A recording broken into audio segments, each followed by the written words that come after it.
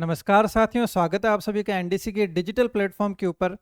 तो आज से हम टारगेट बैच के अंदर एमसीक्यू सीरीज स्टार्ट करने जा रहे हैं। तो इसके अंदर हम टॉपिक वाइज साइंस के क्वेश्चन करेंगे और क्वेश्चंस के माध्यम से पूरी की पूरी थ्योरी को जो है हम यहाँ पर कवर करेंगे। मतलब क्या हुआ? मतलब ये हुआ कि जो आपके एग्जाम के अंदर जो 5 क्वेश्चन आने वाले हैं, वो 5 पूरे के पूरे क्वेश्चन की जो है हम एक बार फिर से जो है वो तैयारी करना स्टार्ट कर रहे हैं। इनके अंदर क्या होगा कि थ्योरी जो है क्वेश्चन के साथ साथ में कवर की जाएगी।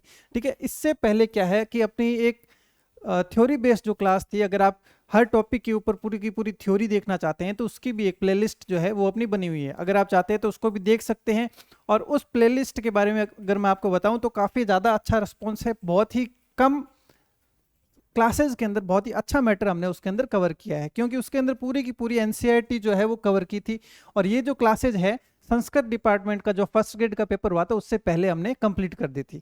और जो हमारा पेपर हुआ था संस्कृत डिपार्टमेंट का उसके अंदर सेम टू सेम क्वेश्चन, वैसे के वैसे क्वेश्चन जो यहाँ पर बोर्ड के ऊपर जो मैंने लिख लिख कर समझाए थे, सेम टू सेम क्वेश्चन उसके अंदर पड़े हैं। अगर विश्वास नहीं है तो एक बार उन क्लास को देखना, फिर उसके बाद में संस्कृत डिपार्टमेंट के पेपर से आप जो है वो जो क्वेश्चंस है उनका एनालिसिस आप करके देख सकते हैं। ठीक है, तो थ्योरी क्लास देखना चाहते हैं तो वो क्लासेज देखें। साथ ही साथ में अगर ये क्लासेज भी अगर आप देखते हैं तो आपकी तैयारी के अंदर 4 चांद लग जाएंगे। ठीक है, तो अब इस क्लासेज के अंदर क्या होगा कि अपने जो टॉपिक जो हैं वो टॉपिक लेंगे, उन टॉपिक्स के ऊपर प्रश्नों को अपने करेंगे। और लगभग 30 से 50 क्वेश्चन के बीच में हर टॉपिक के ऊपर जो है वो क्वेश्चंस रखे जाएंगे। और इसके अंदर क्या क्या कवर किया जाएगा, तो कवर जितने भी पिछले एग्जाम्स के अंदर आए हुए क्वेश्चन है और आने की संभावना बनती है, उन सभी प्रश्नों को इसके अंदर कवर किया गया है। जैसा कि आप जानते हैं कि पेपर के अंदर जो प्रश्न होते हैं वो पेपर बनाने से पहले एग्जामिनर देखता है कि क्या सिलेबस है, उसके बाद में देखता है कि पिछले सालों में किस प्रकार के प्रश्न आए हुए हैं, और उसके आसपास के प्रश्न जो है वो एग्जामिनर कवर करता है। रीजन बिहाइंड दिस कि ऐसा क्यों करता है वो, क्योंकि देखो कोई भी गवर्नमेंट एम्प्लॉय होता है वो ये नहीं चाहता कि उसके ऊपर कोई भी जो है विवाद हो, क्वेश्चन के ऊपर विवाद हो, इसलिए वो क्या करता है आसपास के क्वेश्चन देता है। तो अपने क्या करेंगे, क्वेश्चन करेंगे, क्वेश्चन के साथ में आसपास की पूरी थ्योरी कवर करेंगे और पूरा का पूरा जो है साइंस की जो पार्ट है वो अपने यहाँ पर कवर करेंगे। चलिए फिर अपने स्टार्ट करते हैं फर्स्ट क्वेश्चन के साथ में। और आपको मैं एक बार बता दूं कि इसके अंदर जो है अपना टॉपिक कौन सा है। देखो, उत्तक नियंत्रण एवं समन्वय। ठीक है, ये जो है इसके अंदर टॉपिक जो कवर किया गया है। ठीक है, थोड़ा सा अच्छे लेवल का टॉपिक है, मतलब प्रश्न पिछले बार जो है अपने करवाया गया उनमें से ही प्रश्न जो है एक प्रश्न यहाँ पर आ गया था। मतलब हम कह सकते हैं कि 5 प्रश्न आते हैं, उनमें से एक प्रश्न जो है अपने इस टॉपिक में से डायरेक्ट पूछ लिया गया था और बहुत ही इजी सा क्वेश्चन पूछा था। तो इसके अंदर वो जो है क्वेश्चन वो इसके अंदर कवर किए गए हैं। चलिए फिर क्वेश्चन के साथ में आगे बढ़ते हैं और सबसे पहले अपने देखते हैं कि इसके अंदर अपना प्रश्न क्या है। प्रश्न है, मानव में स्मृति से संबंधित मस्तिष्क का कौन सा अंग है। देखो, सबसे पहले मैं आपको बता दूं कि अपने जो दिमाग होता है वो 3 भाग के अंदर डिवाइडेड होता है, अग्र मस्तिष्क, पश्चिम मस्तिष्क और मध्य मस्तिष्क। ठीक है, अब देखो सबसे पहले इसके अंदर क्या पूछा गया है कि स्मृति से संबंधित, ठीक है, स्मृति से संबंधित मस्तिष्क का कौन सा भाग होता है। देखो, जैसे अपना दिमाग होता है, ठीक है, मस्तिष्क, ठीक है, कितने पार्ट है? 3 पार्ट है, अग्र, मध्य और पश्च। ठीक है, अग्र मस्तिष्क मतलब मस्तिष्क का आगे वाला भाग, जो कि अपने पूरे दिमाग का कितना प्रतिशत होता है?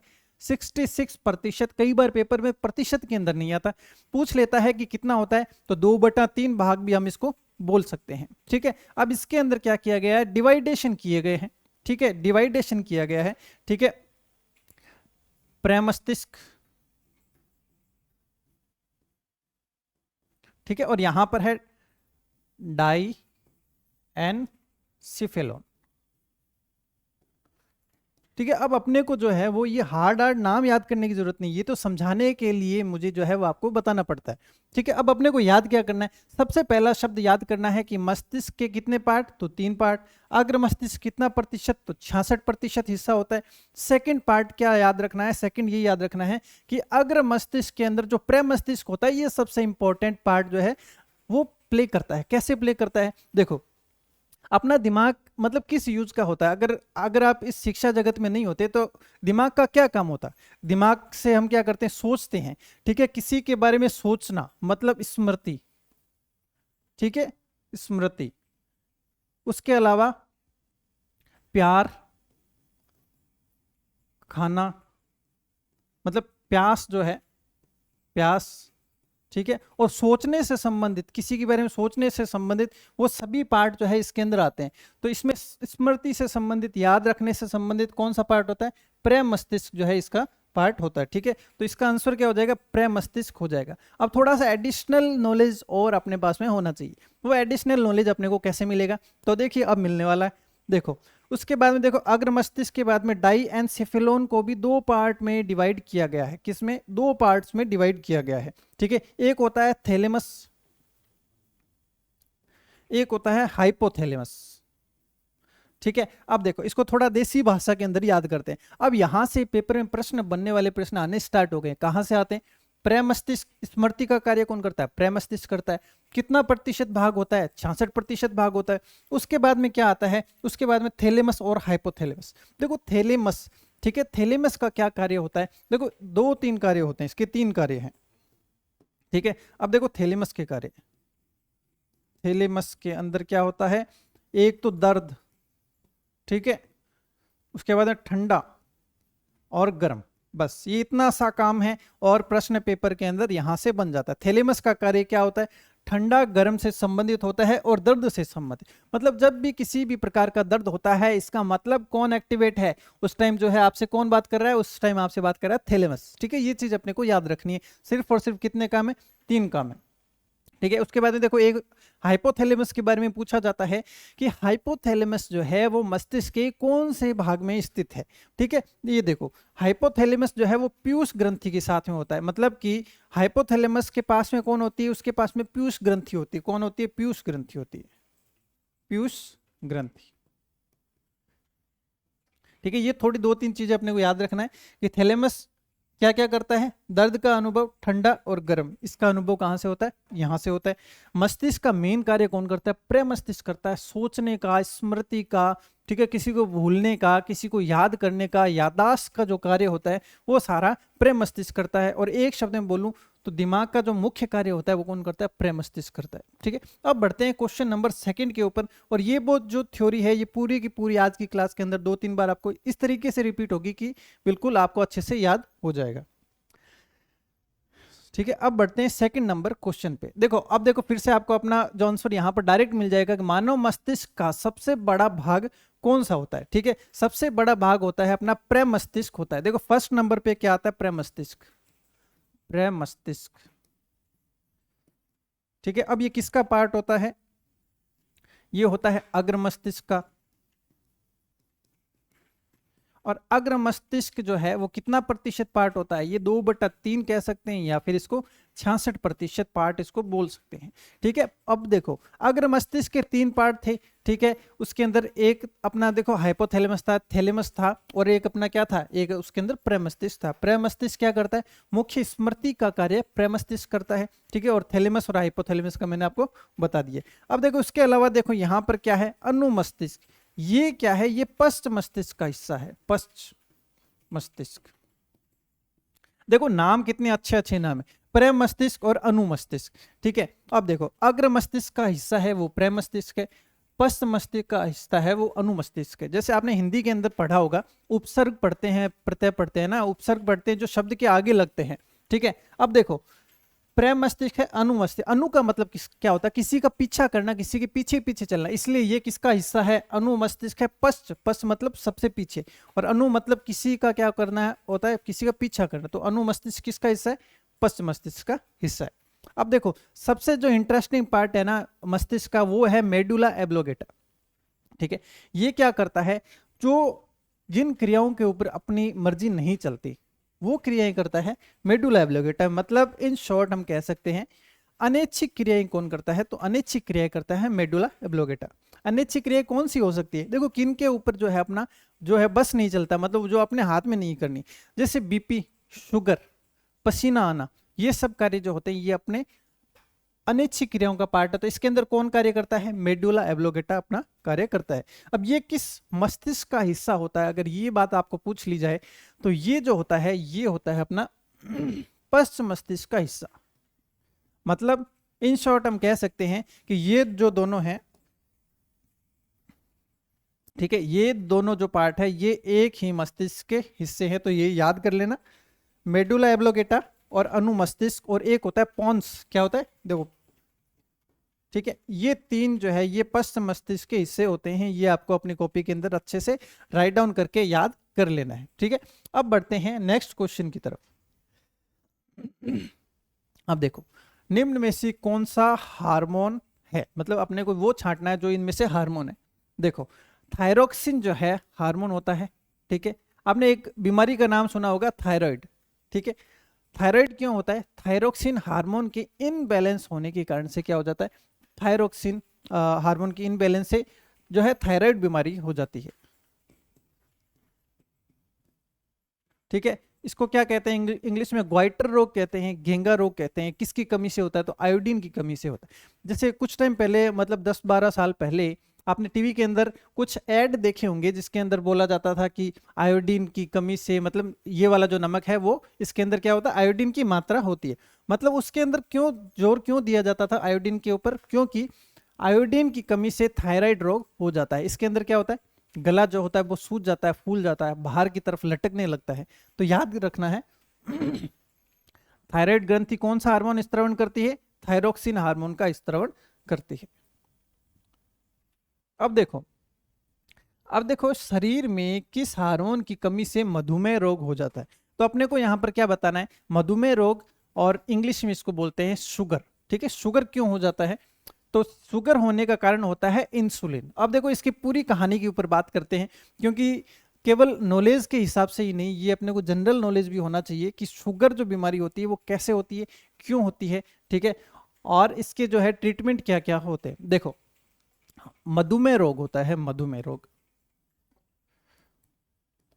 ठीक है, ये क्यों होता है? ये होता है इंसुलिन के इनबैलेंस से। ठीक है, इंसुलिन के इनबैलेंस। देखो, मैं ये नहीं बोल रहा कि इंसुलिन की कमी से या वृद्धि से, मैंने बोला इंसुलिन के इनबैलेंस से ये रोग होता है। देखो, कई बार आपने सुना होगा कि उसका शुगर जो है वो डाउन हो गया, कई बार आपने सुना होगा कि उसका शुगर जो है वो बहुत ज्यादा हाई हो गया। अब देखो क्या होता है कि शरीर के अंदर इंसुलिन की कमी से मधुमेह रोग होता है। ठीक है, अब देखो, इंसुलिन जैसे मान लीजिए बैलेंस स्थिति पर है तो शुगर अपना नॉर्मल रहता है। अब शरीर के अंदर क्या होता है? बहुत सारी शुगर, कितनी सारी मिठाइयां खाते हैं, हर चीज के अंदर शुगर की मात्रा होती है। लेकिन जब शुगर अधिक होता है तो इंसुलिन की मात्रा बढ़ जानी चाहिए जिससे शुगर बैलेंस हो जाए। लेकिन कई बार क्या होता है कि हम जो खाना खा रहे हैं उसके अंदर शुगर की मात्रा इतनी ज्यादा है कि इंसुलिन उसको बैलेंस नहीं कर पा रहा। बैलेंस नहीं कर रहा मतलब शुगर क्या हो रही है? शुगर बढ़ रही है। शुगर बढ़ रही है इसका मतलब उसके अंदर क्या हो जाता है? मधुमेह रोग, मतलब कि शुगर जो है वो हाई हो जाता है। और कई बार क्या होता है कि जो शुगर की मात्रा, जितना हम शुगर खा रहे हैं उससे ज्यादा इंसुलिन हार्मोन का स्त्रवण होने लग जाता है। इसका कारण क्या हुआ? फिर शुगर क्या हो जाती है? डाउन हो जाती है। तो उसको कहते हैं शुगर का डाउन होना। किसके ऊपर डिपेंड करता है? वो डिपेंड करता है इंसुलिन हार्मोन के ऊपर। ठीक है, तो याद रखना है इंसुलिन हार्मोन किससे रिलेटेड है? मधुमेह रोग से रिलेटेड है। और शुगर कब अप होता है और कब डाउन होता है ये अपने को अपने जनरल नॉलेज के हिसाब से ध्यान रखना है। बाकी एग्जाम के हिसाब से याद रखना है कि मधुमेह रोग और इंसुलिन आपस में क्या है? जुड़े हुए हैं। अब जैसे मधुमेह रोग के अंदर क्या बोला जाता है कि भेड़ का जो दूध होता है वो डॉक्टर द्वारा सजेस्ट किया जाता है। क्यों किया जाता है? क्योंकि जो भेड़ होती है, भेड़ के दूध के अंदर इंसुलिन की मात्रा पाई जाती है। वो क्या करती है? इंसुलिन को बढ़ा देती है। इसका मतलब किसी के अंदर अगर हाई शुगर है तो उसको इंसुलिन जो है वो दिया जाता है। कैसे? भेड़ के दूध के माध्यम से। लेकिन अगर बीमारी काफी ज्यादा हाई कंडीशन में है तो फिर क्या लगते हैं? इंसुलिन के इंजेक्शन लगाए जाते हैं। ठीक है, तो याद रखने वाला इतना ही है, मधुमेह और इंसुलिन। बाकी जो है अपने को जो जनरल नॉलेज अपने को होना चाहिए वो है। ठीक है, अब देखो, अब नेक्स्ट जो क्वेश्चन है ये काफी ज्यादा इंटरेस्टिंग क्वेश्चन है।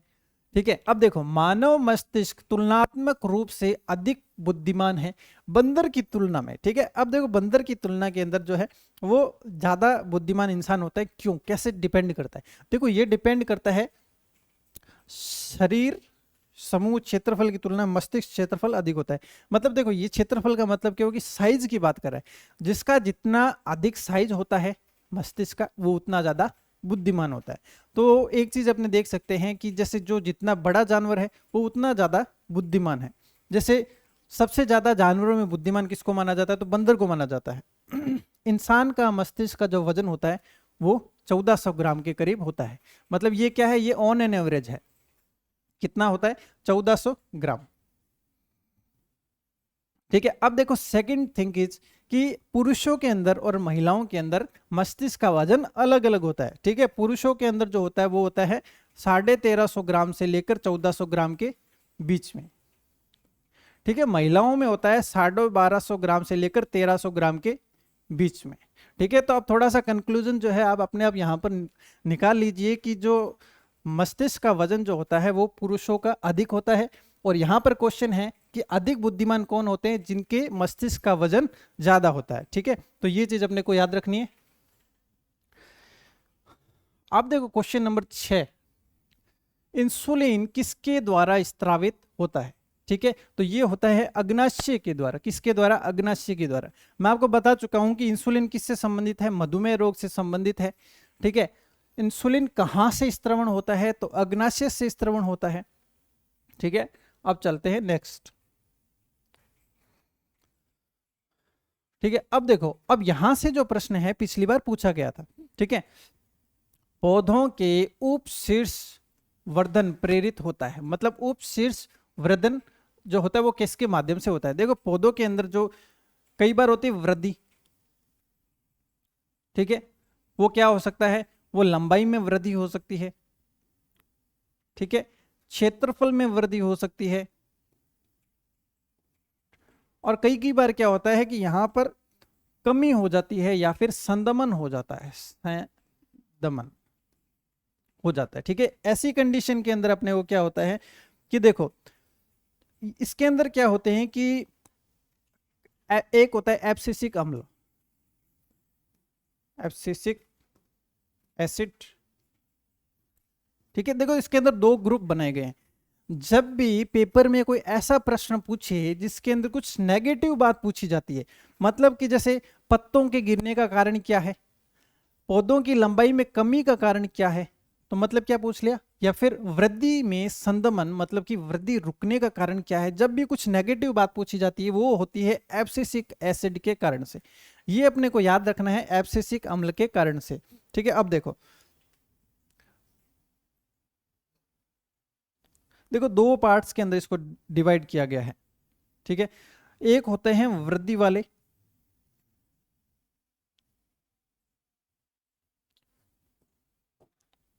ठीक है, एक होते हैं वृद्धि वाले और एक होते हैं कमी वाले। ठीक है, अब देखो इसके अंदर कमी के अंदर क्या होते हैं, कमी के अंदर रखा जाता है एब्सिसिक एसिड को। ठीक है, अब वृद्धि के अंदर रखा जाता है ऑक्सिन, जिब्रेलिन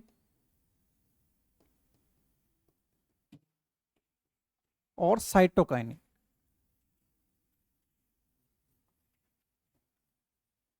अब देखो आप किसी भी विषय के विद्यार्थी हैं, चाहे हिंदी के हैं, चाहे इंग्लिश के हैं, चाहे साइंस के हैं, ये चार नाम तो आपको याद करने ही पड़ेंगे अगर ये टॉपिक करना है तो। अगर चार नाम याद नहीं होते तो फिर आपने को ये टॉपिक छोड़ना पड़ेगा। रीजन क्या है, इससे प्रश्न 3 बार पूछा जा चुका है। मतलब कि 3 बार फर्स्ट ग्रेड के अंदर यहां से प्रश्न पूछा जा चुका है। अब बिल्कुल कंठस्थ में यहां पर आपको याद करवाने वाला हूं और ट्रिक भी बताने वाला हूं। देखो कोई भी नेगेटिव चीज पूछी जाती है वो एब्सिसिक एसिड के कारण से होती है। पौधों की लंबाई में कमी, पौधों के तने में कमी, पौधों की पत्तियों का गिरना किसके कारण से होता है, ये सब होता है एब्सिसिक एसिड के कारण से। ठीक है, अब देखो अब पॉजिटिव इफेक्ट आ जाते हैं कई कई बार कि लंबाई का बढ़ना किसके कारण से होता है, तो ये होता है ऑक्सीन की कारण से। अब देखो इसको मैं एक एग्जांपल से याद करवाता हूं। देखो जिन इंसानों को जो स्वस्थ इंसान होते हैं ना, उनके शरीर के अंदर ऑक्सीजन की बहुत अच्छी मात्रा होती है। देखो ऑक्सीजन क्या करता है, जिसके अंदर अच्छा ब्लड फ्लो होगा उसको अच्छी ऑक्सीजन मिलेगी, और अच्छी ऑक्सीजन मिलेगी, अच्छा स्वस्थ इंसान होगा तो उसमें क्या होगा, उसकी हाइट जो है वो अच्छी होती है, पूरा संतुलित विकास होता है, पूरा शरीर जो होता है वो संतुलित रहता है। अब देखो यहाँ पर क्या है, ऑक्सीजन है, इसका मतलब पेड़ पौधों को बहुत अच्छी मात्रा में क्या मिल रही है, ऑक्सीजन मिल रही है। ऑक्सीजन और ऑक्सीजन अच्छी मात्रा मिलती है तो अच्छी लंबाई में वृद्धि होती है। क्या होती है, अच्छी लंबाई में वृद्धि होती है। तो अगर अच्छी वृद्धि हो रही है, कौन उसके लिए जिम्मेदार है, ऑक्सीजन उसके लिए जिम्मेदार है। सेकंड पॉइंट देखो, जिब्रेलिन। अब देखो ये क्या करता है, पौधे के पार्श्व भाग के अंदर वृद्धि, मतलब तने में वृद्धि। क्यों होता है तने में वृद्धि, जिब्रेलिन के कारण से। ठीक है, अब देखो एक जनरल लाइफ के एग्जांपल से आपको समझाने की कोशिश करता हूं। जैसे मान लीजिए जो हेल्थी लोग होते हैं उनके अंदर क्या होता है कि थोड़ी सी जो बीपी हाई लो होने के बाद में क्या होने लग जाता है, उसके अंदर वॉमिटिंग होना स्टार्ट हो जाता है, मतलब जो जी घबराना स्टार्ट हो जाता है। वो किस में होता है, मोटे लोगों में होता है। अब ये देखो ये जिब्रेलिन, ठीक है, मतलब जी घबराना, तने में वृद्धि मतलब मोटाई में वृद्धि। तो ये याद करने का तरीका है, ऑक्सीजन जिसके अंदर अच्छी ऑक्सीजन की पूर्ति होगी उसकी लंबाई क्या होती है, अच्छी होती है, तो ऑक्सीजन लंबाई। ठीक है, दूसरी बात, हेल्थ से रिलेटेड कौन सा होता है, जो पार्श्व भाग में वृद्धि, तने की वृद्धि के लिए कौन जिम्मेदार है, जिब्रेलिन जिम्मेदार है। तीसरा नाम है अपने यहां पर साइटोकाइनिन। देखो इंग्लिश के अंदर जो कोशिका को बोलते हैं साइटोकाइनिन उसको बोला जाता है, मतलब कोशिकाओं के अध्ययन को क्या बोला जाता है, साइटोकाइनिन उसको बोला जाता है। अब दूसरी बात, ये क्या करते हैं, ये कोशिकाओं की संख्या में वृद्धि करते हैं, कोशिका की संख्या में वृद्धि। ठीक है, अब देखो अगर ये चार नाम अगर आपको याद हो चुके हैं, इसका मतलब एक प्रश्न जो है वो अपना यहां से फिक्स हो जाता है, क्योंकि पिछले जो एग्जाम हुए हैं उसके अंदर 3 बार प्रश्न इन 4 शब्दों से पूछे गए हैं, और जो अभी 2024 के अंदर संस्कृत डिपार्टमेंट का प्रश्न था वो भी अपने यहीं से था कि ऑक्सीजन जो होता है वो किसके लिए जिम्मेदार है, ये प्रश्न पूछा गया था। ठीक है, तो याद रखना जब भी कोई नेगेटिव चीज बोली जाए तो अपने को क्या करना है, एब्सिसिक एसिड करना है। लेटेस्ट सपोज बोल दिया जाए कि तने में वृद्धि, तने में कमी के लिए कौन जिम्मेदार है, तो कौन जिम्मेदार है, एब्सिसिक एसिड, लेकिन वृद्धि का पूछ लिया जाए तो जिब्रेलिन। ठीक है, अब चलो देखो यहां पर क्या है, उपशीर्ष वृद्धन। वृद्धन क्या है, पॉजिटिव शब्द है या नेगेटिव शब्द है, पॉजिटिव शब्द है, इसका मतलब ये तो पक्का नहीं होगा। अब कौन सा होगा, देखो शीर्ष वृद्धि कर रहा है, इसका मतलब ऑक्सीजन अच्छी मात्रा में उसको मिल रही है ऑक्सीजन, तो हाइट क्या होगी, अच्छी होगी, तो ऑक्सीजन द्वारा फर्स्ट ऑप्शन जो है अपना करेक्ट हो जाएगा। ठीक है, अब देखो नेक्स्ट बढ़ते हैं। अब देखो फिर से क्या आ गया, अब मैंने आपको बताया था 4 शब्द बताए थे, फिर से यहां पर प्रश्न अपने यहां पर आ गया। देखो पौधों में फूलों का गिरना, फूल गिर रहे हैं तो पॉजिटिव चीज है या नेगेटिव चीज है, नेगेटिव चीज है। ठीक है, नेगेटिव चीज है तो इसके अंदर क्या हो जाएगा अपना, इसके अंदर जो हो जाएगा अपना हो जाएगा यहां पर ऑक्सीजन जो है यहां पर अपना करेक्ट ऑप्शन जो है यहां पर हो जाएगा। ठीक है, अब देखो नेक्स्ट अपने चलते हैं, सिनेप्स क्या है। देखो अपने जो पिछली जो टॉपिक कर रहे थे तंत्रिका तंत्र वाला, ठीक है, अब इसके अंदर क्या होता है, 2 तंत्रिकाओं के बीच में एक गैप होता है। ठीक है, तो उस गैप को क्या बोला जाता है, सिनेप्स बोला जाता है, सिनेप्स, उसको क्या बोला जाता है, उसको बोला जाता है सिनेप्स। ठीक है, अब देखो यहां पर अपने पास में क्या ऑप्शन है, देखो 2 समीपस्थ न्यूरॉन के मध्य का क्षेत्र, 2 तंत्रिकाओं के मध्य का क्षेत्र, 2 कोशिकाओं के मध्य का क्षेत्र, या फिर उपरोक्त सभी। तो ठीक है, सिनेप्स का मतलब क्या होता है, जो 2 तंत्रिकाएं होती है उनके बीच में, उनके बीच का मध्य का क्षेत्र। ठीक है, देखो इसके अंदर क्या होता है, बीच में क्या होता है, कोशिका काय होता है, कोशिका काय। ठीक है, बाहर इस तरीके की संरचना बनी होती है और यहां पर एक संरचना बनी होती है। ठीक है, और उसके बाद में यहां पर क्या होते हैं, डेंड्रोन निकले होते हैं, यहां पर क्या होते हैं, डेंड्रोन निकले होते हैं। ठीक है, ये डेंड्रोन, ये है कोशिका काय, और ये होता है अपना एक्सोन। थोड़ा सा अपने को जो इसके अंदर इंग्लिश में भी नेम याद रखने पड़ेंगे, क्योंकि इंग्लिश वर्जन जो है वो पेपर में कई बार पूछ लिया जाता है। ठीक है, ठीक है, अब देखो इसके अंदर जो है ये अपना क्या होगा, फिफ्थ ऑप्शन एब्सिसिक, ठीक है, ये अपना जो हो जाएगा इसके अंदर करेक्ट। ठीक है, उसके बाद में देखो थायराइड ग्रंथि की अति सक्रियता के परिणाम है। थायराइड ग्रंथि देखो क्या होती है, मैंने आपको थोड़ी देर पहले बताया कि थायराइड ग्रंथि जो होती है वो क्या करती है, गले के अंदर जो सूजन के लिए जो जिम्मेदार है वो थायराइड ग्रंथि अपनी होती है। कहां पर होती है, गले के अंदर होती है। गले का साइज बढ़ जाता है, क्यों होता है, वो आयोडीन की कमी या वृद्धि के कारण से होता है। तो उसको मैंने इंग्लिश में एक नाम बताया था, ग्वाइटर रोग। ठीक है, तो थायराइड ग्रंथि की अति सक्रियता के क्या परिणाम है, तो उसको ग्वाइटर रोग हो जाता है। हिंदी में बोला जाता है घेंगा रोग। ठीक है, अब बढ़ते हैं क्वेश्चन नंबर 11 के ऊपर। अब देखो यहां पर अपना प्रश्न है, पीयूष ग्रंथि कहां स्थित होती है। ठीक है, पीयूष ग्रंथि कहां स्थित होती है, तो पीयूष ग्रंथि जो है सबसे पॉपुलर ग्रंथि है, आपने इसका नाम कई बार सुना होगा। पीयूष ग्रंथि का आते ही मैंने आपको बताया था कि हाइपोथैलेमस के साथ में, ठीक है, देखो होता कहां है, मस्तिष्क के आधार में, और मस्तिष्क में भी अगर इसका एड्रेस पूछ लिया जाए तो ये होता है हाइपोथैलेमस। हाइपोथैलेमस कहां पर होती है, तो हाइपोथैलेमस के साथ में होती है। और केवल इस तरीके से पूछा जाए कि ग्रीवा में, मस्तिष्क के आधार क्षेत्र में, उदर के भीतर या वृक्कों के भीतर, तो ये होता है मस्तिष्क के आधार क्षेत्र में जो है वो पीयूष ग्रंथि पाई जाती है। उसके बाद में देखो शरीर में हार्मोनों का संचरण होता है, कहां पर होता है, देखो शरीर में जैसे क्या होता है कि अपने कुछ होती है अंतःस्रावी ग्रंथियां, कुछ होती है बहिस्रावी ग्रंथियां। तो कुछ जो होती है वो हार्मोन का स्त्रवण किसमें करती है, ब्लड के अंदर करती है, और कुछ लिम्फ कोशिकाओं के अंदर करती है। ठीक है, मतलब दोनों के अंदर हो जाएगा, रक्त के अंदर भी हो जाएगा और लिम्फ दोनों के अंदर जो है यहां पर अपना हो जाएगा। उसके बाद में देखो क्वेश्चन नंबर 13। अब देखो थायराइड ग्रंथि का विस्तार की कमी के कारण से होता है। देखो विस्तार का मतलब क्या होता है, जो थायराइड ग्रंथि है वो क्या हो जाएगी, वो बढ़ जाएगी। बढ़ने का मतलब क्या हुआ, किसके कारण से बढ़ती है, मैंने आपको पहले बताया कि आयोडीन के कारण से उसका साइज के अंदर क्या हो जाती है, वृद्धि हो जाती है। ठीक है, ठीक है, अब देखो ये एक अच्छा सा इंटरेस्टिंग सा क्वेश्चन है कि बच्चों में सबसे बड़ा होता है, मतलब ग्रंथि का नाम लिखना है जो सबसे बड़ी होती है, लेकिन यौवन की शुरुआत के साथ में यह अंततः सिकुड़ जाती है और वसा द्वारा प्रतिस्थापित हो जाती है। मतलब वह ग्रंथि जो बच्चों में पाई जाती है लेकिन 10 साल के बाद वाले बच्चों में वो नहीं पाई जाती, उस ग्रंथि का क्या नाम है। देखो ऑप्शन है थाइमस, हाइपोथैलेमस, पिट्यूटराइन ग्रंथि या फिर पैराथायराइड ग्रंथि। ठीक है, तो ये होती है अपनी थाइमस ग्रंथि। ये ग्रंथि क्या होती है, ये 10 वर्ष तक के बच्चों में रहते, 10 वर्ष के बच्चों, 10 वर्ष तक के बच्चों में ये क्या होती है, ये पाई जाती है। ठीक है, उसके बाद में ये विलुप्त हो जाती है। जनरली ऐसा बोला जाता है कि बच्चों में जो एंटीबायोटिक कैपेसिटी को अच्छा बनाए रखने के अंदर ये थाइमस ग्रंथि है वो यूजफुल होती है। ठीक है, 14 के बाद में क्वेश्चन नंबर है 15। अब देखो ये एक फिर से नया क्वेश्चन है। थोड़ी देर पहले मैंने आपको बताया कि जो इंसुलिन है वो कहां से स्त्रवण होता है, ये होता है अग्नाशय से।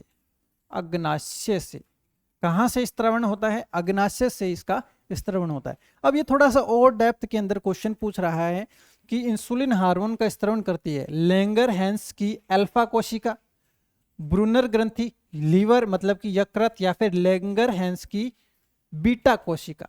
तो देखो इसको देखो, अपने जो अग्नाशय है उसके अंदर अल्फा कोशिका भी होती है और बीटा कोशिका भी होती है, और लैंगरहैंस की अल्फा कोशिका, लैंगरहैंस की बीटा कोशिका दोनों पाई जाती हैं।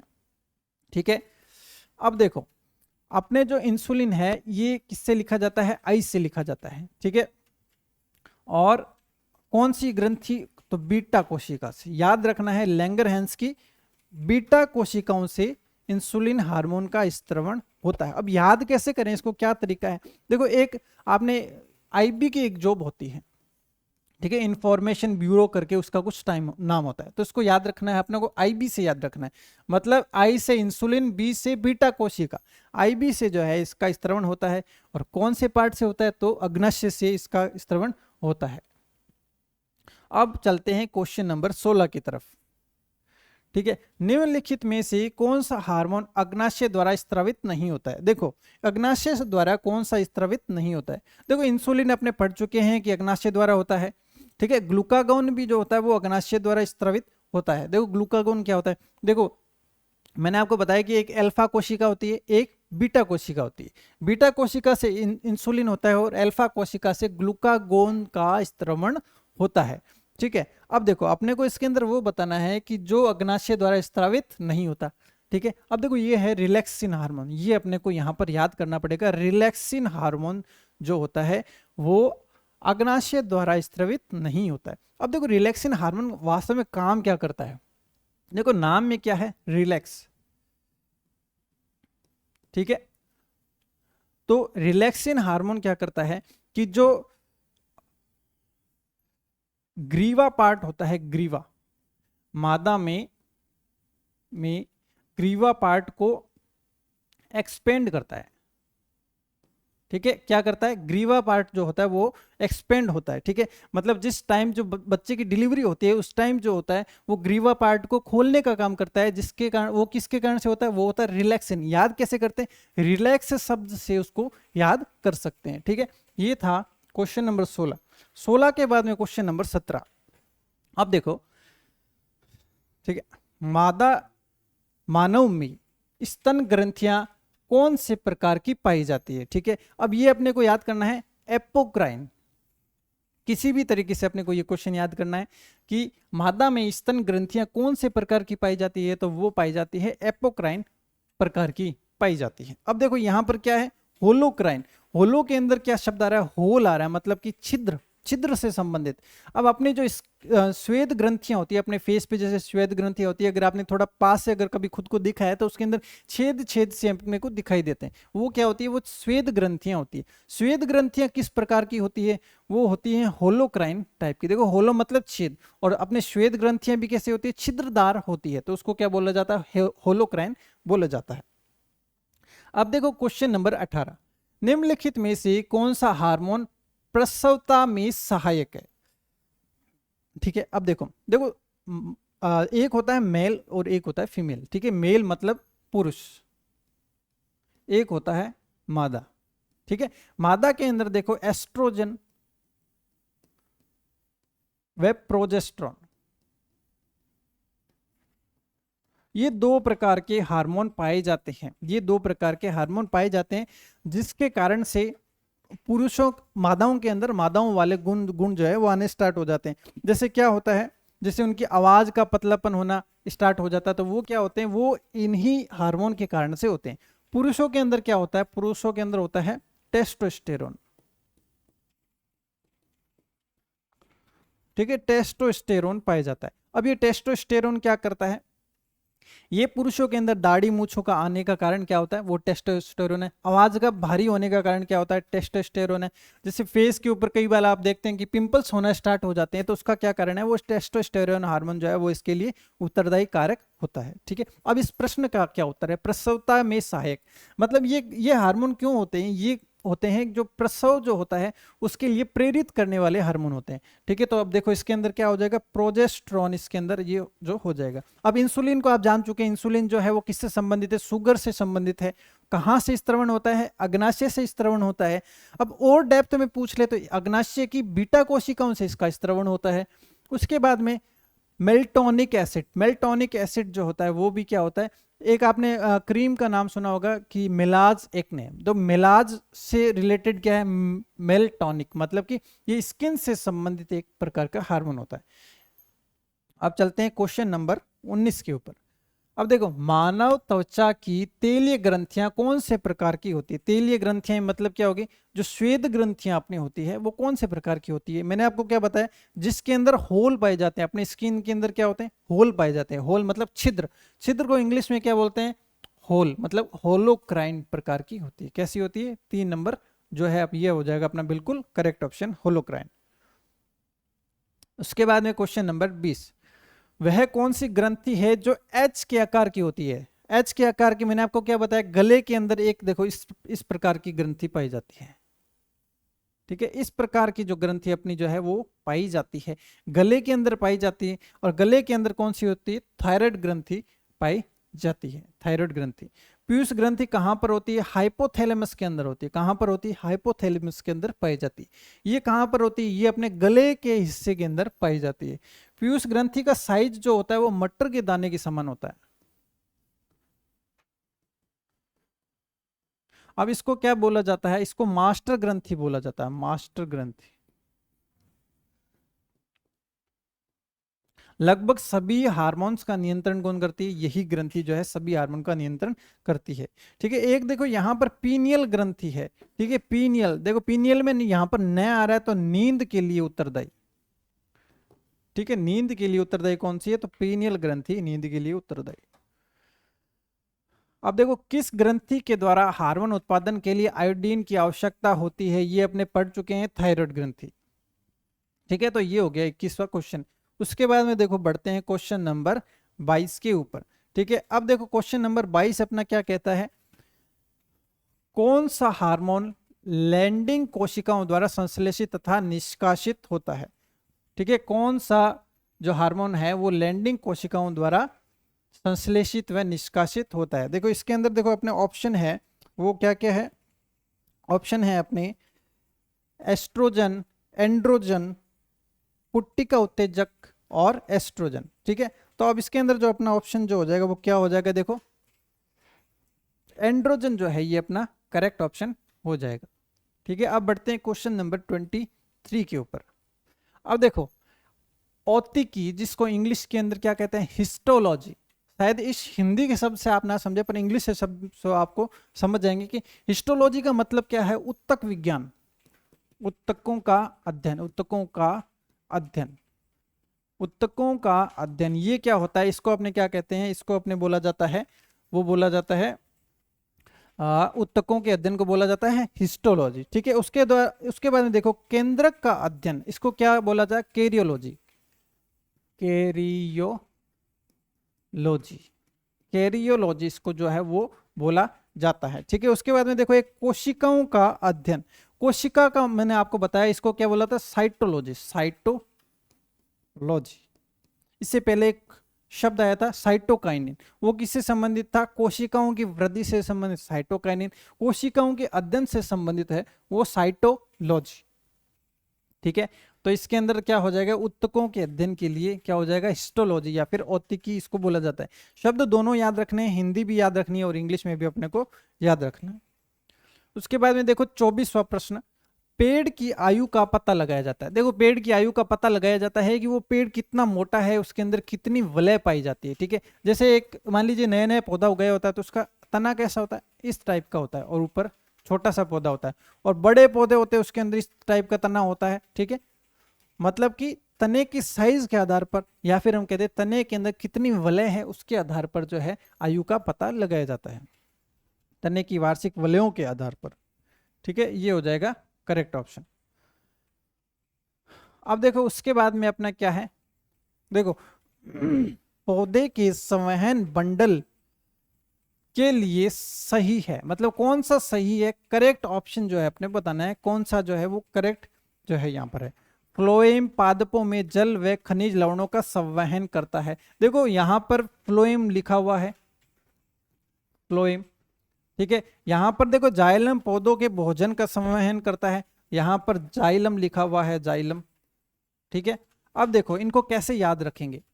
जाइलम और फ्लोएम क्या करते हैं? ये भोजन के परिवहन का कार्य करते हैं, जाइलम और फ्लोएम। देखो जैसे जल, मतलब जल व खनिज लवणों का, खनिज लवणों का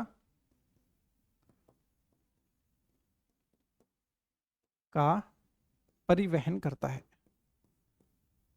कौन करता है? जैसे जल, जल का कौन करता है? तो जाइलम करता है। अब देखो जल का हो गया तो भोजन का कौन करेगा? वो करेगा फ्लोएम। भोजन का संवहन, भोजन का संवहन कौन करता है? तो फ्लोएम करता है। अब ये चीज याद रखनी है कि जैसे जल, तो जल का कौन करेगा? जाइलम करेगा। और फ्लोएम क्या करेगा, फल का, फल मतलब क्या होते हैं, खाने से संबंधित चीजें, मतलब भोजन का संवहन कौन करता है, फ्लोएम करता है। तो ये जो है दोनों उल्टे लिखे गए हैं। देखो जाइलम का जो है वो भोजन का संवहन का लिखा हुआ है, तो ये गलत हो जाएगा, और फ्लोएम जो है वो भोजन का करता है। यहाँ पे देखो फ्लोएम का क्या लिखा हुआ है, जल व खनिज लवणों का, दोनों का क्या है, उल्टा है। ठीक है, दोनों उल्टे हैं आपस में, इसका मतलब दोनों ही ऑप्शन गलत हो जाएंगे। न कथन ए न कथन बी, दोनों ही यहाँ पर जो है गलत ऑप्शन हो जाएंगे। और सही ऑप्शन क्या होंगे वो मैं यहाँ पर आपको बता चुका। अब देखो पौधे के अंदर क्या होते हैं कि उत्तकों के अलग अलग प्रकार होते हैं, उत्तकों के अलग अलग प्रकार होते हैं। तो फ्लोएम व जाइलम ये कैसे प्रकार के उत्तक है, तो ये रट लेना एकदम अच्छे से, पेपर के अंदर प्रश्न इसी प्रकार का आएगा कि जाइलम व फ्लोएम किस प्रकार के उत्तक हैं, तो ये जटिल उत्तक हैं। ठीक है, कैसे उत्तक हैं, तो ये है जटिल उत्तक, जटिल उत्तक। ठीक है, इनको जटिल उत्तक बोला जाता है, मतलब जो अपने को पढ़ने में सरल लग रहे हैं उसको जटिल उत्तक बोला जाता है। थोड़ा सा इसके अंदर उल्टा सिस्टम है। ठीक है, अब देखो नेक्स्ट क्वेश्चन है 26 नंबर क्वेश्चन। वे आवरण उत्तक जो शरीर या उसके किसी अंग को बाहरी आवरण प्रदान करते हैं। देखो जैसे कई कई बार क्या होता है कि अपना जो शरीर होता है, कुछ लोग बहुत पतले होते हैं, कुछ लोग बहुत मोटे होते हैं। तो जैसे मान लीजिए कोई पतला इंसान है, अगर उसको थोड़ा सा पीटा जाए, उसकी जैसे मान लीजिए किसी को मुक्का मार दिया, तो उसके बहुत जल्दी जो होती है वो अपने पेट के अंदर जो पार्ट्स होते हैं उसके ऊपर वो लग जाती है। लेकिन जो हेल्थी इंसान होता है उसको कितना भी तेज मुक्का मारा जाए तो पेट के अंदर तो असर बहुत ज्यादा कम पहुंचता है। इसका मतलब वो जो फैट होता है वो क्या करता है, बाहरी आवरण से अपने क्या करता है, वो करता है रक्षा।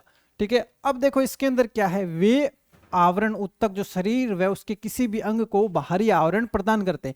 आवरण प्रदान करते हैं इसका मतलब बाहर से वो क्या करते हैं, संरक्षण करते हैं। तो मोटा आदमी होता है उसके बाहर बहुत ज्यादा फैट होता है, तो वो जब भी मान लीजिए कोई एक्सीडेंट होता है तो उसकी हड्डी टूटने की जो चांस है वो पतले इंसान से बहुत ज्यादा कम होती है, क्योंकि वहां पर क्या होता है, फैट होता है, वो क्या करता है, बाहरी जो है वो रक्षा करता है। तो अब देखो ऑप्शन देखो इसके अंदर, पहला ऑप्शन है संयोजी उत्तक, सेकंड ऑप्शन है एपिथेलियम उत्तक, थर्ड ऑप्शन है त्वचा, और फोर्थ ऑप्शन है सेकंड व थर्ड दोनों।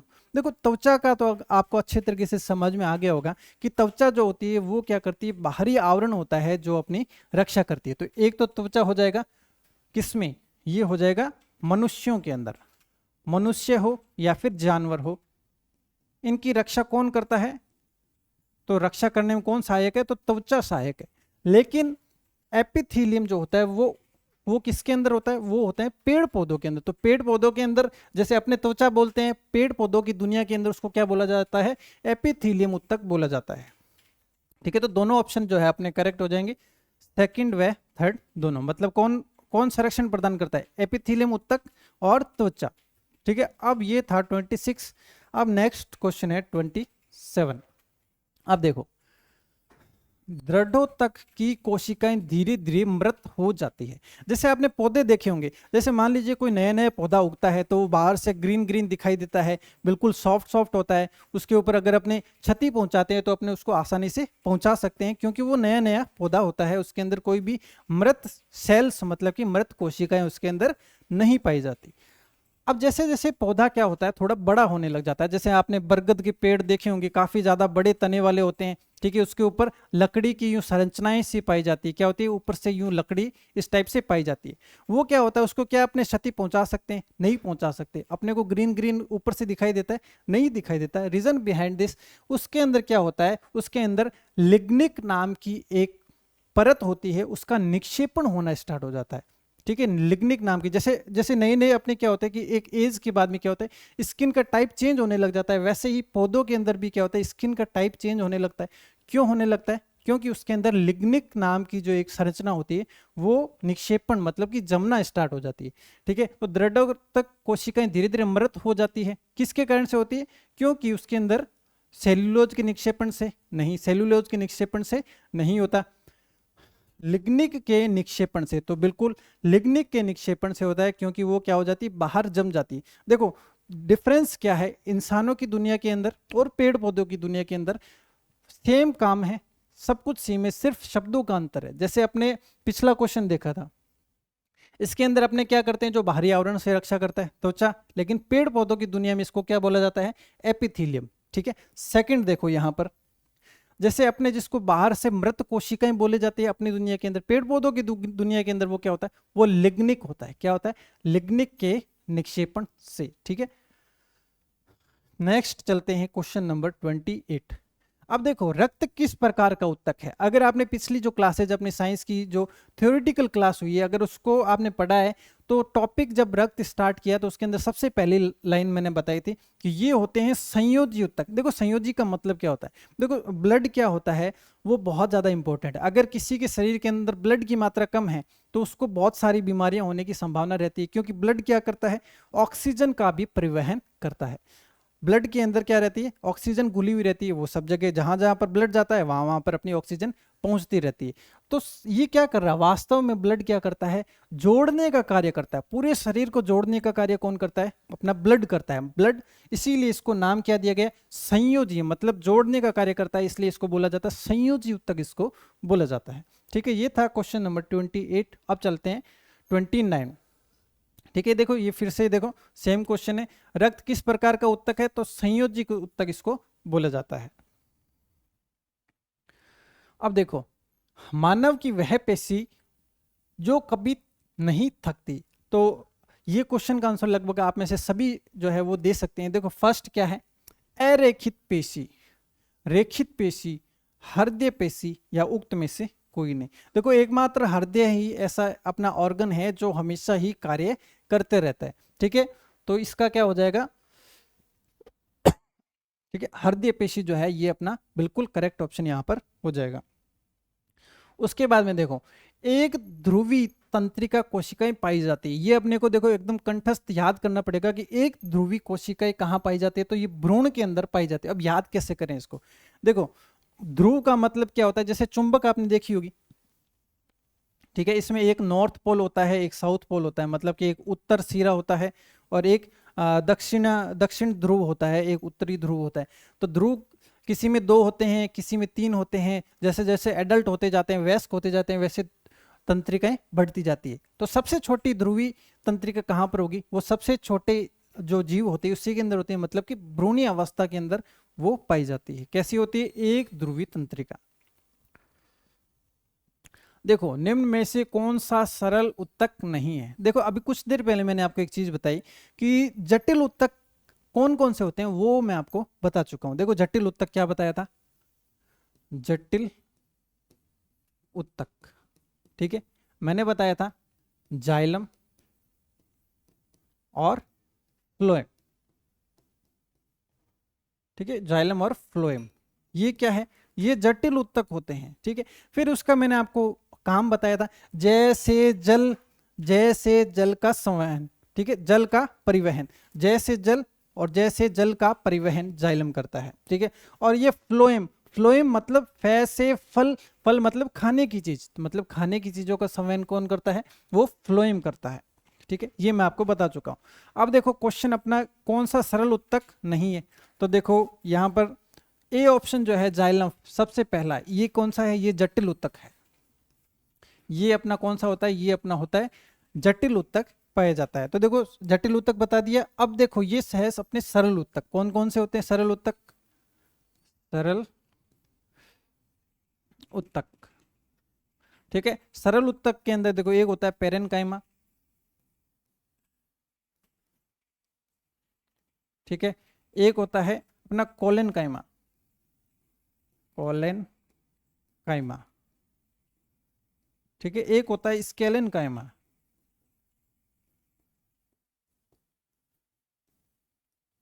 अब देखो इसको याद कैसे करेंगे, नाम तो बड़े हार्ड है, लेकिन ऐसा तरीका लगाते हैं कि पेपर में शब्द देख के याद आ जाए। शब्द याद ना हो लेकिन शब्द देख के अपने को वहां पर याद आ जाए। देखो ये क्या है, पेरेनकाइमा मतलब पैर से स्टार्ट होना है। ये क्या है, कोलेनकाइमा मतलब पैर से लेकर कॉलर तक अपने को क्या करना है, वहां तक जाना है। Parenchyma, collenchyma. अब बीच में देखो पैर से लेकर अपने कॉलर तक शरीर कैसा होता है, स्केल की तरह सीधा होता है, तो स्केलेनकाइमा। तो याद कैसे करेंगे, पै से पेरेनकाइमा, कोलेनकाइमा, दोनों के बीच में शरीर कैसा, स्केलन कायमा मतलब स्केल की तरह सीधा होता है। ठीक है, अब ये किसके एग्जाम्पल है, ये अपने हैं सरल उत्तक के अपने उदाहरण है, ये अपने को याद रखना है। तो सरल उत्तक और जटिल उत्तक दोनों अपने यहाँ पर अच्छे से कवर हो चुके हैं। उसके बाद में देखो उत्तक इनमें से किससे बना होता है। ठीक है, उत्तक कैसे बना होता है, अब देखो जब हमारी थ्योरी की क्लास हुई थी तो सबसे पहली लाइन मैंने आपको बताई थी कि सबसे पहले होती है कोशिका।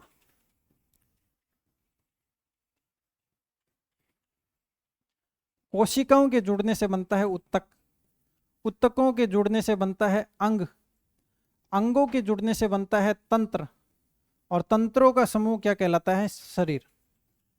ठीक है, ये अपने को क्रम याद रखना है, कभी भी प्रश्न इससे आ जाता है और कई बार प्रश्न जो है यहां से पूछा भी गया है। कोशिकाएं मिलकर क्या बनाते हैं, उत्तक बनाते हैं। तो अब देखो यहां पर उत्तक का मतलब अपने को समझ में आ चुका है कि कोशिकाओं को जो समूह होता है उसी को उत्तक बोला जाता है। ठीक है, अब देखो फर्स्ट ऑप्शन क्या है, आपस में जोड़ दी गई एक ही उत्पत्ति की अनेक पेशियां। पेशियां कहां पर है, अपने यहां पर पेशियां नहीं, अपने तो कोशिकाओं का समूह चाहिए। सेकंड ऑप्शन है आपस में जोड़ दिए गए अनेक अंग। अब देखो अंगों का समूह तो क्या कहलाता है, तंत्र कहलाता है, इसका मतलब ये भी करेक्ट ऑप्शन अपना नहीं है जो अपने को चाहिए।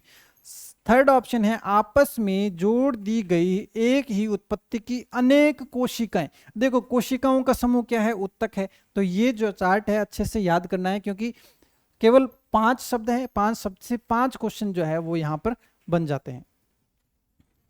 ठीक है, तो थर्ड ऑप्शन ये हो जाएगा अपना बिल्कुल करेक्ट।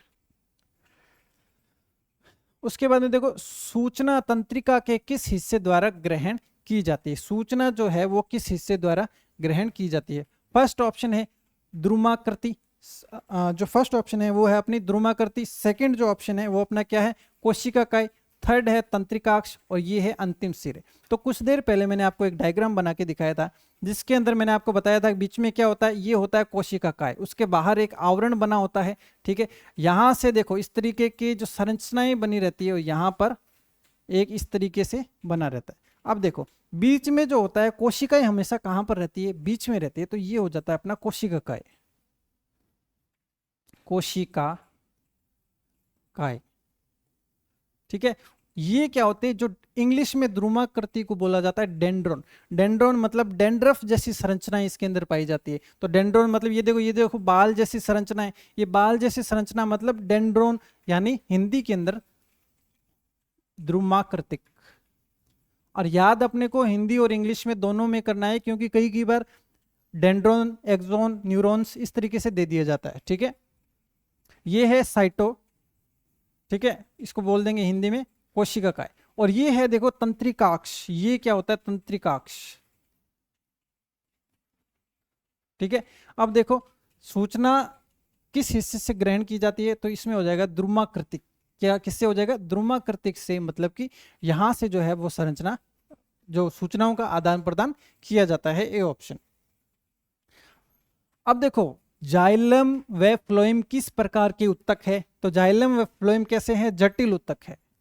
ठीक है, जटिल उत्तक। सरल उत्तक का आपने पढ़ा था स्केलन कायमा, ठीक है, पेरेन कायमा। ठीक है, उसके बाद में देखो क्वेश्चन नंबर 36, निम्न में से कौन सा स्थायी उत्तक नहीं है, कौन सा स्थायी उत्तक इसके अंदर नहीं है। देखो उत्तक, ठीक है, एक होता है सरल उत्तक, ठीक है, एक होता है जटिल उत्तक, एक होता है अपना विशिष्ट उत्तक।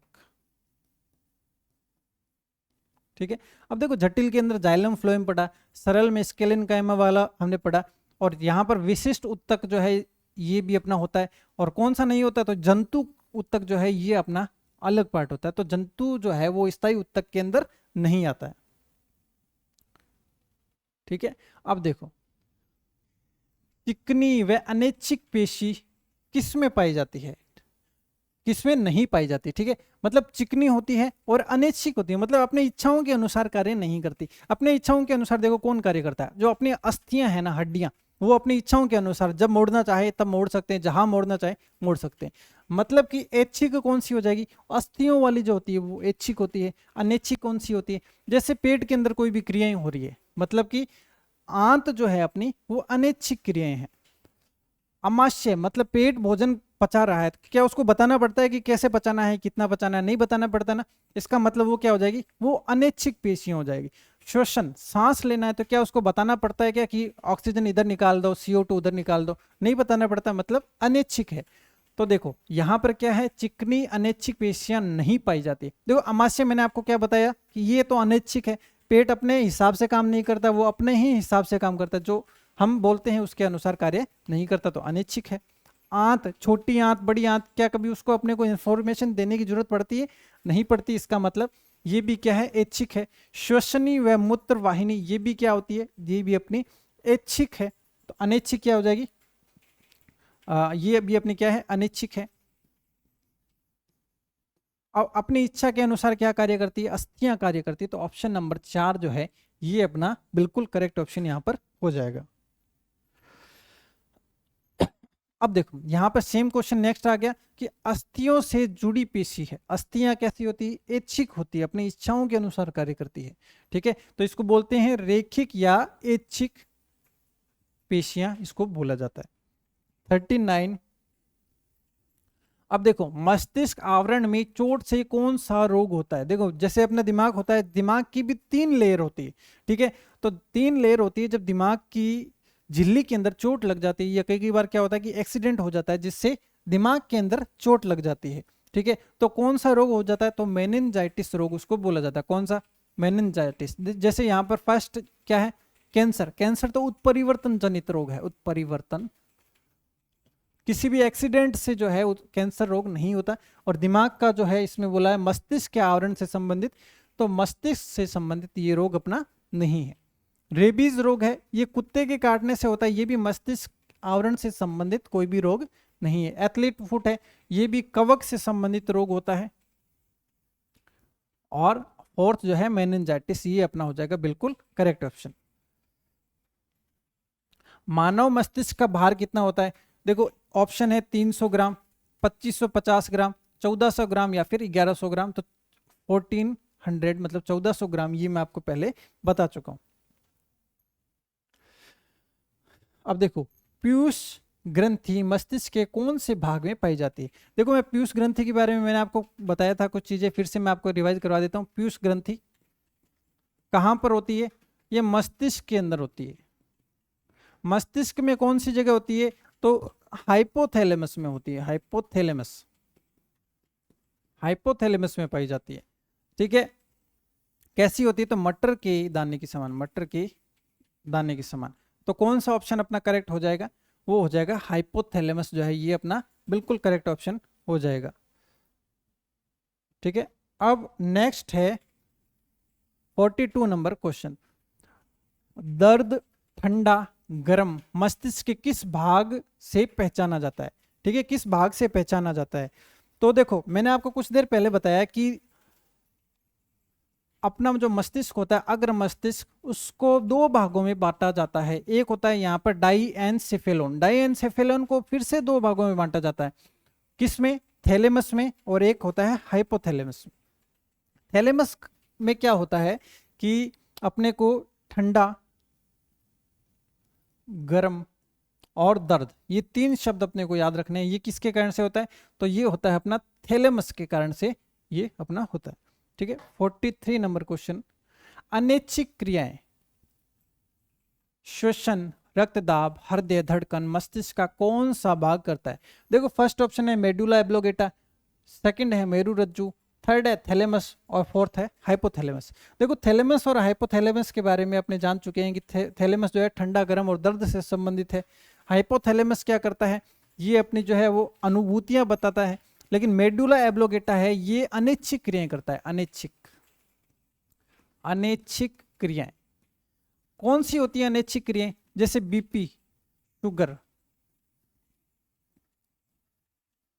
ठीक है, ये जो अप डाउन्स होते हैं ये किसके कारण से होते हैं? ये मेडुला एब्लोगेटा के इनबैलेंस के कारण से होते हैं। और ये कैसी क्रियाएं? ये अनिच्छिक क्रियाएं अपनी होती है। उसके बाद में देखो किस ग्रंथि को जैविक घड़ी कहते हैं? किस ग्रंथि को जैविक घड़ी कहते हैं? ये देखो ये होती है पीनियल ग्रंथि। पीनियल ग्रंथि। देखो पीनियल से मैंने क्या याद कर रखा है, मैं जो वो इस तरीके से याद करता हूं इसको। न से क्या होती है, न से होती है नींद, ठीक है। नींद को खत्म करने के लिए, मतलब कि जैसे सुबह होती है तो उठने के लिए किसकी जरूरत पड़ती है, अलार्म लगाना पड़ता है, मतलब घड़ी की आवश्यकता होती है। तो जैविक घड़ी किसको कहते हैं, पीनियल ग्रंथि को, ठीक है, पीनियल ग्रंथि को जो है वो जैविक घड़ी बोला जाता है। 45 नंबर क्वेश्चन देखो, प्रसव पीड़ा उत्पन्न करने वाला हार्मोन है, ठीक है। देखो प्रसव पीड़ा उत्पन्न करने वाला कौन सा होता है, वो होता है ऑक्सीटोसिन। ऑक्सीटोसिन जो है वो प्रसव पीड़ा उत्पन्न करने में सहायक है। अब देखो ऑक्सीटोसिन और किसके लिए उपयोगी होता है, जिन गायों के अंदर जो है वो दूध की मात्रा इनफ नहीं होती है, मतलब पर्याप्त मात्रा में जो गाय दूध नहीं देती है, उनको ऑक्सीटोसिन के इंजेक्शन लगाए जाते हैं, जिसके फलस्वरूप उनके अंदर दूध की मात्रा बहुत ज्यादा बढ़ जाती है। मतलब कि दूध के लिए भी उत्तरदायी कौन है, तो ऑक्सीटोसिन दूध के लिए भी उत्तरदायी है और प्रसव पीड़ा उत्पन्न करने में भी सहायक होती है, ठीक है। नेक्स्ट क्वेश्चन है,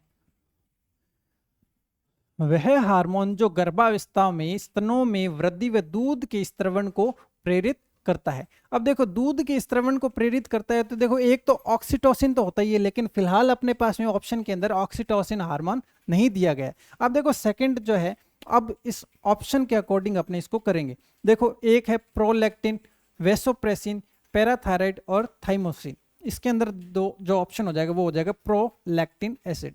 अब देखो इस क्वेश्चन से क्या है, अपने दो क्वेश्चन अच्छी तरीके से याद कर सकते हैं। देखो जो दूध होता है उसमें लैक्टिक एसिड होता है, और यहां पर अपना ऑप्शन कौन सा सही है, प्रोलैक्टिन सही है। प्रोलैक्टिन किससे संबंधित है, दूध के स्त्रवण से संबंधित है, और दूध के अंदर कौन सा होता है, लैक्टिक एसिड होता है। तो एक ही क्वेश्चन से जो है, एक ही शब्द से अपने को दो चीजें यहां पर याद हो सकती है। उसके बाद में है 47 नंबर क्वेश्चन, आपातकालीन हार्मोन है। आपातकालीन हार्मोन मतलब क्या होता है, अचानक से कोई ना कोई, मान लीजिए एक्सीडेंट हो गया, तो अपने क्या हो जाता है, डर जाते हैं, पसीना आने लगता है, या फिर हृदय की बहुत ज्यादा धड़कन बढ़ जाती है। उसका क्या रीजन होता है, उसका रीजन होता है अपना, होता है एड्रिनलिन हार्मोन। इसको बोला जाता है आपातकालीन हार्मोन, आपातकालीन हार्मोन, ठीक है। किसको बोला जाता है, तो एड्रिनलिन हार्मोन को आपातकालीन हार्मोन बोला जाता है। अब देखो पुरुषों में नर हार्मोन का स्त्रवण को प्रेरित करता है। देखो अभी कुछ देर पहले मैंने आपको बताया कि नर हार्मोन जो होते हैं वो कौन से होते हैं। देखो पुरुषों के अंदर होता है टेस्टोस्टेरोन, टेस्टोस्टेरोन। महिलाओं में होते हैं एस्ट्रोजन व प्रोजेस्ट्रॉन, प्रोजेस्ट्रॉन, ठीक है। अब चाहे महिला हो या फिर पुरुष हो, ठीक है, उसके अंदर इन हार्मोन को उत्प्रेरण कौन करता है, या फिर स्त्रवण को प्रेरित कौन करता है, तो वो करता है ल्यूटिनाइजिंग हार्मोन। ल्यूटिनाइजिंग हार्मोन जो है वो इसको क्या करते हैं, इन हार्मोन के स्त्रवण के लिए प्रेरित करता है। अब देखो फिर से देखो, ये क्वेश्चन जो है ये अपने पेपर में आया है 2022 में, 2022 के प्रश्न के अंदर ये अपना जो है प्रश्न जो है वो अपना आया है। देखो कुछ देर पहले मैंने आपको बताया कि पॉजिटिव चीजें और नेगेटिव चीजें, अगर कुछ नेगेटिव पूछा जाता है तो अपना आंसर जो होता है वो होता है एब्सिसिक, एब्सिसिक अम्ल, ठीक है। और कुछ पॉजिटिव पूछा जाता है तो अपना होता है ऑक्सिन, जिब्रेलिन या फिर साइटोकाइनिन में से कोई ना कोई होता है। यहां पर आपको प्रश्न समझ में आना ज्यादा जरूरी है। यहां पर देखो क्या लिखा गया है, हार्मोन, कौन सा हार्मोन पादप वृद्धि का संदमन करने में। अब अगर आपको संदमन का मतलब नहीं समझ में आया तो अपने सोचेंगे वृद्धि करने में, फिर अपना जो है आंसर यहाँ पर कोई और हो जाएगा, ऑक्सिन कर देंगे, क्योंकि वृद्धि के लिए अपने क्या करते हैं, वृद्धि करने के लिए ऑक्सिन। जिब्रेलिन क्या करता है, मोटाई में वृद्धि, मतलब पार्श्व भाग में परिवर्तन या तने में वृद्धि करने में कौन कार्य करता है, जिब्रेलिन। साइटोकाइनिन क्या करता है, कोशिकाओं में वृद्धि करने का कार्य साइटोकाइनिन करता है। और एब्सिसिक अम्ल क्या करता है, ये नेगेटिव कार्य करने का कार्य करता है, मतलब पादप वृद्धि का संदमन, मतलब रोकने में, रोकने में, संदमन का मतलब रोकना होता है। तो क्या हो जाएगा, एब्सिसिक अम्ल जो है ये अपना बिल्कुल करेक्ट ऑप्शन यहां पर अपना हो जाएगा। उसके बाद में देखो क्वेश्चन नंबर 50। देखो दो न्यूरॉन्स के बीच के संगम स्थल को क्या कहते हैं। कुछ टाइम पहले मैंने आपको बताया कि दो न्यूरॉन्स होते हैं, उनके बीच में जो ये खाली स्पेस होता है इसको स्नैप्स बोला जाता है, स्नैप्स। या फिर सिनेप्स। ठीक है, सिनेप्स इसको बोला जाता है। ठीक है, तो फोर्थ ऑप्शन जो है ये अपना बिल्कुल करेक्ट ऑप्शन यहाँ पर हो जाएगा। ठीक है, तो आज की क्लास में अपने 50 क्वेश्चन मतलब 50 प्रश्नों को यहाँ पर जो है समावेश किया है। इसके अंदर प्रीवियस ईयर के क्वेश्चन जो भी आए हुए हैं वो सभी के सभी प्रीवियस ईयर क्वेश्चन का इसके अंदर अच्छे से विश्लेषण किया गया है, साथ ही साथ में थ्योरी पार्ट को भी साथ में जोड़कर आपको बताया गया है। अब मिलते हैं नए टॉपिक के साथ में नेक्स्ट क्लास में, तब तक के लिए धन्यवाद।